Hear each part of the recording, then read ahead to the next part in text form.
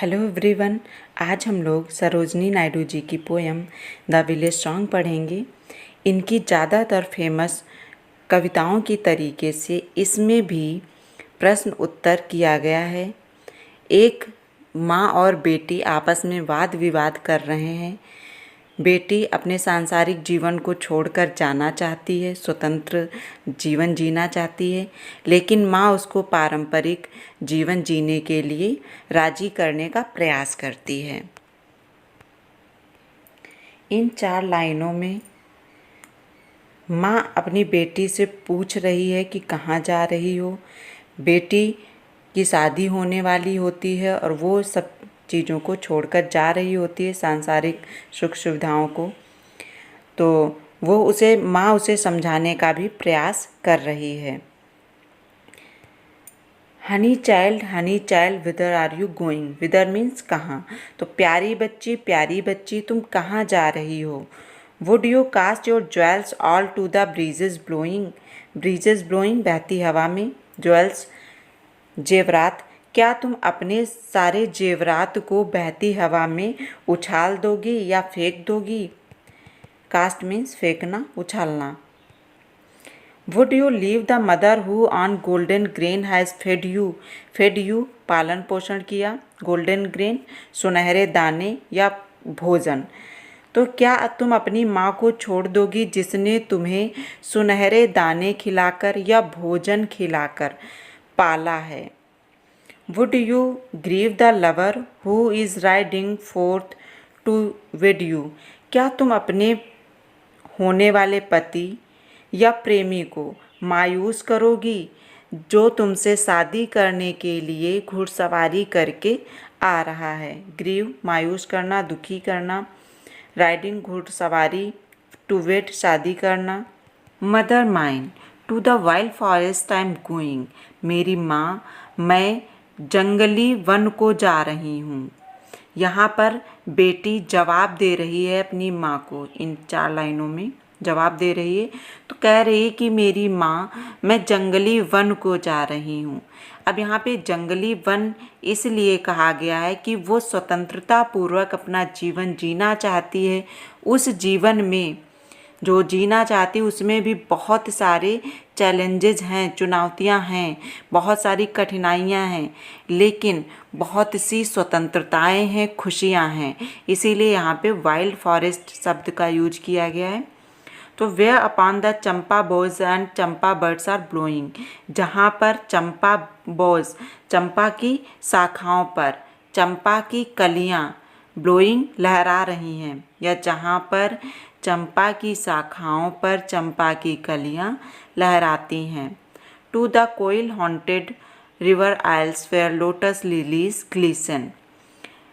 तो कोयल की आवाज़ से गुंजायमान नदी के टापू पर जहाँ कमल और कुमुदनी चमकते हैं। ग्लिसन चमकना। कोयल हॉन्टेड कोयल की आवाज़ से गुंजायमान। रिवर आइल्स नदी का टापू।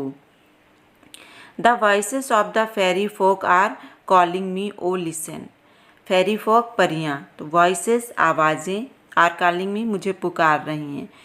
तो परियों की आवाज़ मुझे पुकार रही है।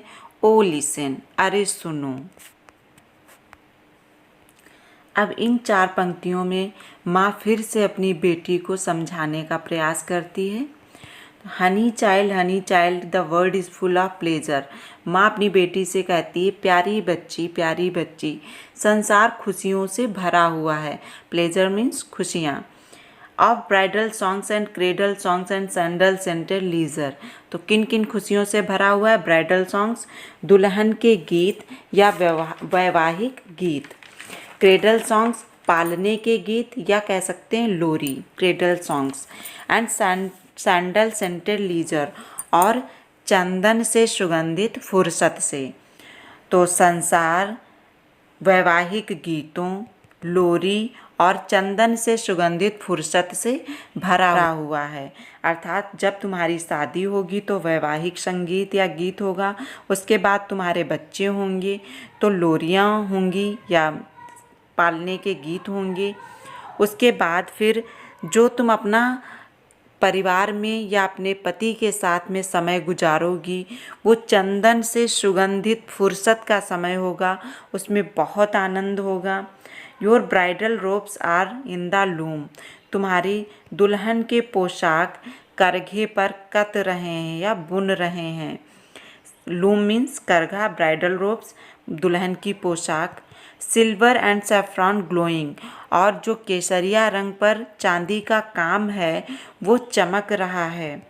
Your bridal cakes are on the hearth, तुम्हारी दुल्हन का केक या दावत ऑन द हर्थ भट्ठी पर है। हर्थ मीन्स भट्ठी। Oh whither are you going, अरे तुम कहाँ जा रही हो। The bridal songs and cradle songs have cadences और सारो, कैडेंसेस ताल, तो दुल्हन के गीत और लोरियों में दुख का ताल होता है। The laughter of the sun today, the wind of death tomorrow, आज के सूर्य की हंसी कल मौत की हवा है। For sweeter sound the forest notes where forest streams are falling, sweeter अधिक मधुर, फॉरेस्ट नोट्स वन के सुर, फॉरेस्ट स्ट्रीम वन की धारा, वन के झरने, फॉलिंग गिर रहे हैं, तो वन के सुर जहाँ वन के झरने गिरते हैं वो इनसे कहीं ज़्यादा मधुर हैं। O mother mine I can not stay, the fairy folk are calling, अरे मेरी माँ मैं नहीं रुक सकती, मुझे परिजन बुला रही हैं। तो इस कविता के माध्यम से कवित्री ने महिला स्वतंत्रता की वकालत की है।